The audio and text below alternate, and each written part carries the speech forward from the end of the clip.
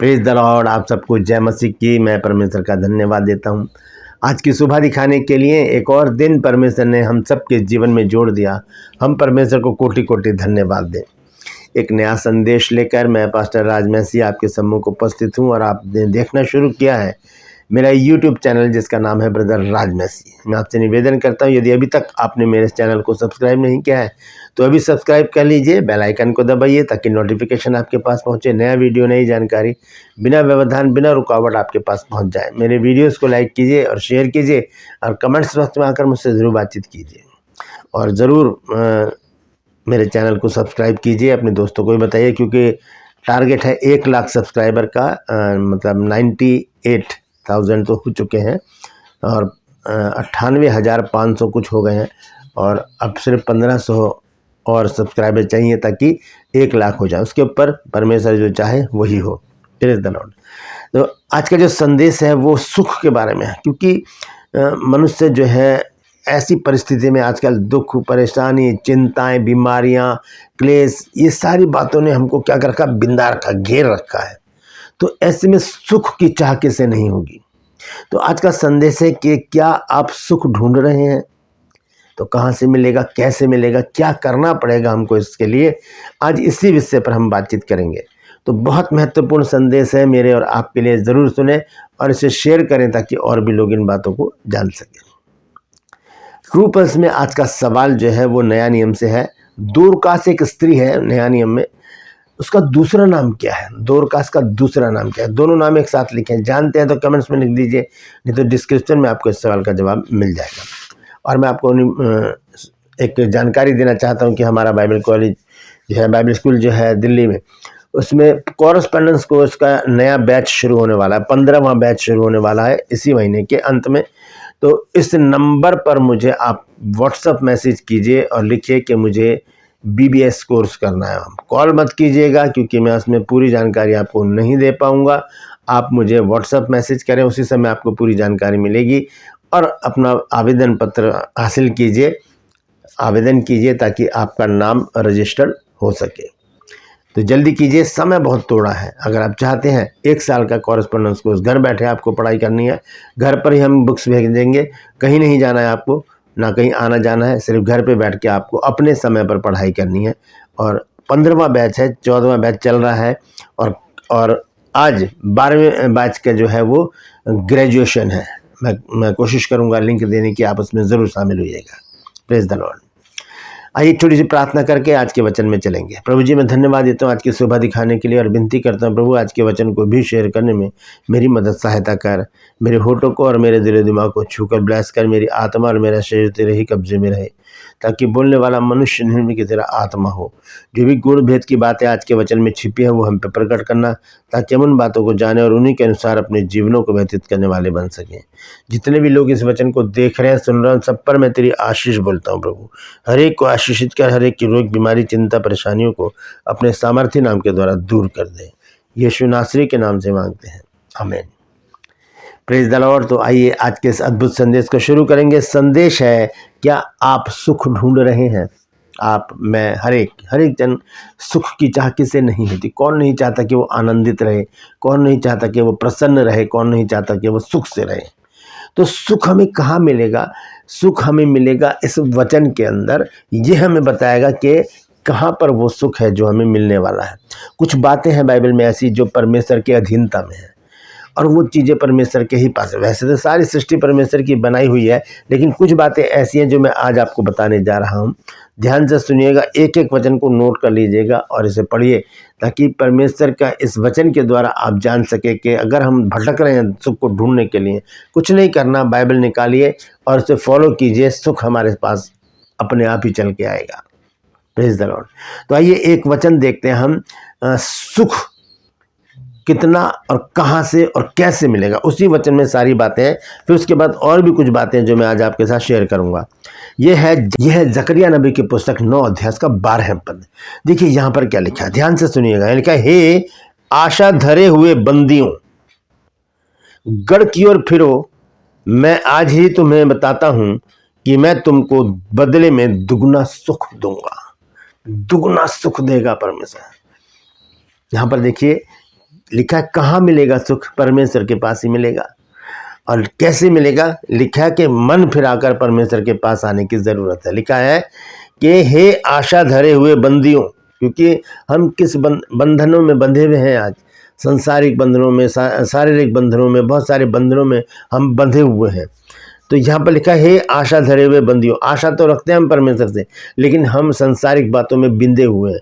वहाँ से हमें निकल कर परमेश्वर के पास आने की ज़रूरत है। अपनी सोच विचार, अपनी अभिलाषाएं, अपनी इच्छाएं, इन सब को दरकिनार करते हुए हमें परमेश्वर के पास आने की ज़रूरत है। तो लिखा है हे आशा धरे हुए बंदियों, गढ़ की ओर फिरो। गढ़ कौन है? हमारा परमेश्वर है ना। वचन में लिखा है ना, भजन 46 की पहली आयत में कि परमेश्वर हमारा शरण स्थान और बल है, संकट में अति सहज से मिलने वाला सहायक। दृढ़ गढ़ वही है। यहोवा का नाम दृढ़ कोट है, धर्मी जिसमें भागकर सब दुर्घटनाओं से बचता है। तो गढ़ कौन है? वो है परमेश्वर। तो लिखा है गढ़ की ओर फिरो। हमें परमेश्वर की ओर फिरने की जरूरत है और वापस परमेश्वर के पास आने की जरूरत है, ताकि वो हमें क्या दे। लिखा है कि मैं आज ही बताता हूं कि मैं तुमको बदले में दुगना सुख दूंगा। दुगना सुख। हमें तो सिंगल ही नहीं मिल रहा, तो दुगना कैसे मिलेगा?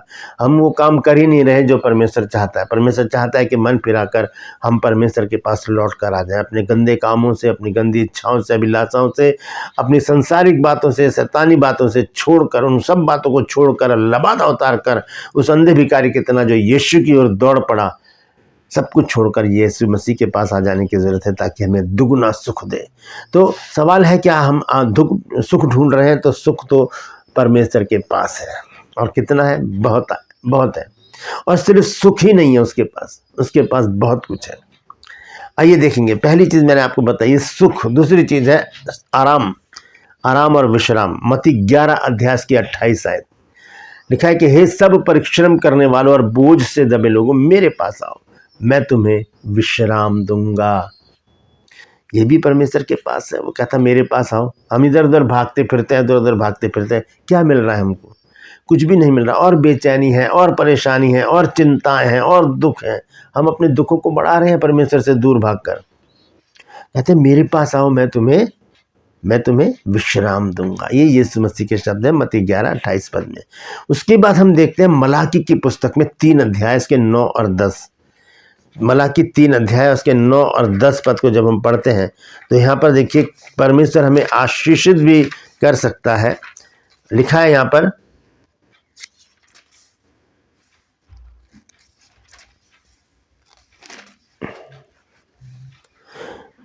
क्या मनुष्य परमेश्वर को धोखा दे सकता है?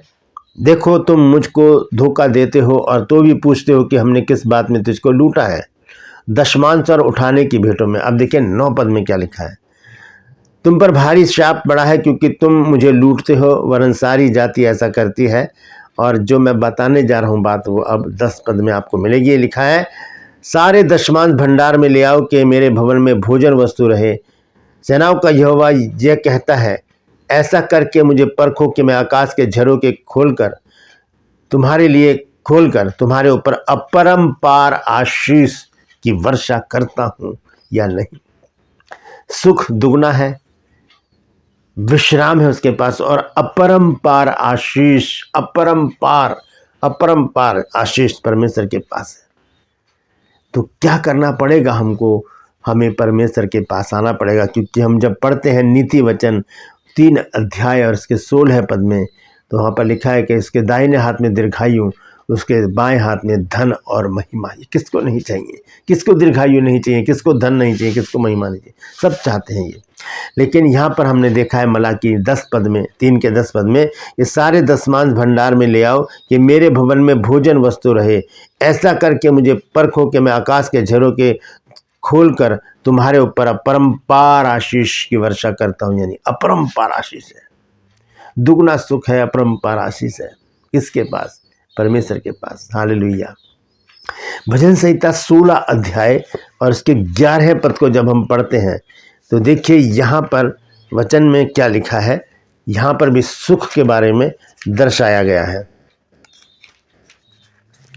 लिखा है तू मुझे जीवन का रास्ता दिखाएगा, तेरे निकट आनंद की भरपूरी है। अपरंपार आशीष है, आनंद की भरपूरी है, दुगना सुख है, धन महिमा और जीवन है। किसके पास? परमेश्वर के पास। लिखा है कि तू मुझे जीवन का रास्ता दिखाएगा, तेरे निकट आनंद की भरपूरी है, तेरे दाहिने हाथ में सुख सर्वदा बना रहता है।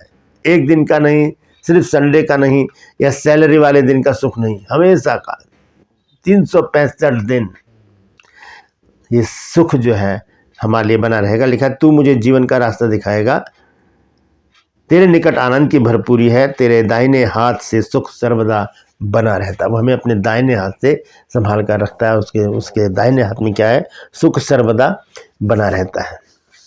ये तो हो गया, देखिए सुख, दुगना सुख है।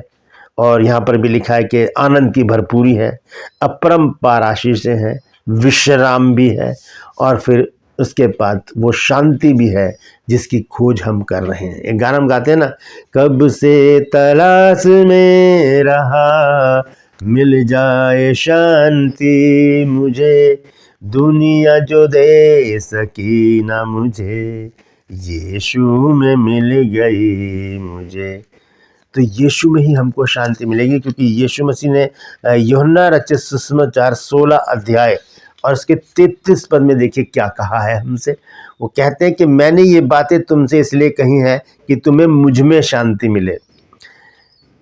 और लिखा है संसार में तुम्हें क्लेश होता है, परंतु ढाढ़स बांधो, मैंने संसार को जीत लिया है, जीत के हमें दे दिया। और कहा ये शांति तुम्हारे लिए है। लिखा है यहाँ पर कि मैंने ये बातें तुम्हें इसलिए कही हैं कि तुम्हें मुझ में शांति मिले। तो शांति किसके पास है? पर प्रभु यीशु मसीह के पास, क्योंकि वो शांति का राजकुमार है।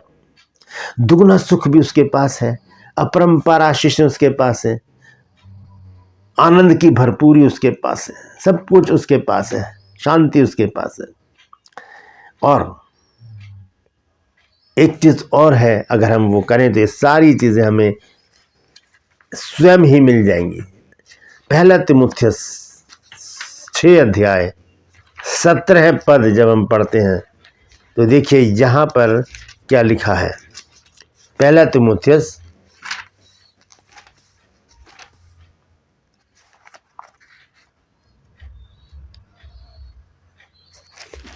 6 अध्याय और उसका 17 पद लिखा, इस संसार के धनवानों को आज्ञा दे कि वे अभिमानी ना हो और चंचल धन पर आशा ना रखे, परंतु परमेश्वर पर जो हमारे सुख के लिए सब कुछ बहुतायत से देता है।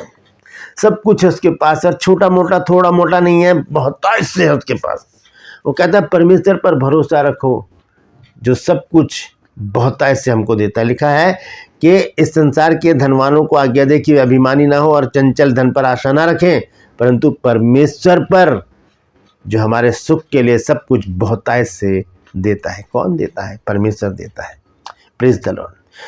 अंत में एक वचन पढ़ के मैं समाप्त करूंगा। सबोपदेशक की पुस्तक उसका 7 अध्याय और उसके 14 पद का पहला हिस्सा जब हम पढ़ते हैं तो देखिए सबोपदेशक ने एक ऐसी गहरी बात बोली है जिस पर हमें विचार करने की जरूरत है।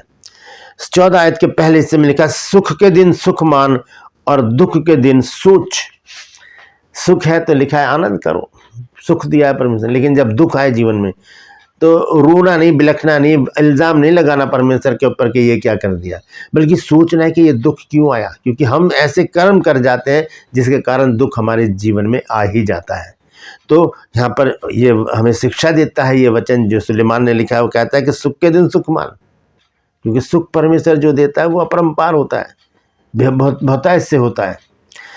लेकिन दुख के दिन सोच, ये दुख मेरे जीवन में क्यों आया है। और अगर हम समझ गए इस बात को कि ये क्यों आया है, उस बात को अपनी ज़िंदगी से हटा दें, तब अपरंपार आशीष, दुगना सुख, आनंद की भरपूरी और सब कुछ परमेश्वर की ओर से हमें बहुतायत से मिलता रहेगा। Praise the Lord. परमेश्वर आप सबको आशीष दे। यदि आज आपने कुछ नया सीखा है तो इस वचन को शेयर कीजिए ताकि और भी लोग इन बातों को जानें, और कमेंट्स में ज़रूर लिखकर बताइए कि आपने आज क्या नया सीखा है। ट्रू पल्स में आज का सवाल है कि दोरकास का दूसरा नाम क्या है? जानते हैं तो कमेंट्स में लिख दीजिए, नहीं तो डिस्क्रिप्शन में आपको इस सवाल का जवाब मिल जाएगा। मैं आपसे निवेदन करता हूं, यदि अभी तक आपने मेरे इन चैनल को सब्सक्राइब नहीं किया है तो दोनों चैनल को सब्सक्राइब करें, बेल आइकन को दबाएं ताकि नोटिफिकेशन आपके पास पहुंचे, नया वीडियो, नई जानकारी बिना व्यवधान, बिना रुकावट आपके पास पहुंच जाए। मेरे वीडियोज़ को लाइक कीजिए और शेयर कीजिए और कमेंट्स बॉक्स में आकर मुझसे ज़रूर बातचीत कीजिए। Praise the Lord. यदि आप चाहते हैं हमारे बाइबल स्कूल से 1 साल का कॉरेस्पॉन्डेंस कोर्स करना, तो इस नंबर पर मुझे व्हाट्सएप मैसेज करके लिखिए कि मुझे BBS कोर्स करना है। उसी समय आपको पूरी जानकारी मिल जाएगी। आज के लिए बस इतना ही। फिर मिलूंगा एक नए संदेश के साथ, एक नया वीडियो लेकर। तब तक के लिए मुझे इजाज़त दीजिए, लेकिन अपना और अपनों का ख्याल रखिए और परमेश्वर की अधीनता में रहकर उन सारे सुखों को प्राप्त कीजिए जो वो हमें देना चाहता है। Praise the Lord. परमेश्वर आप सबको आशीष दे।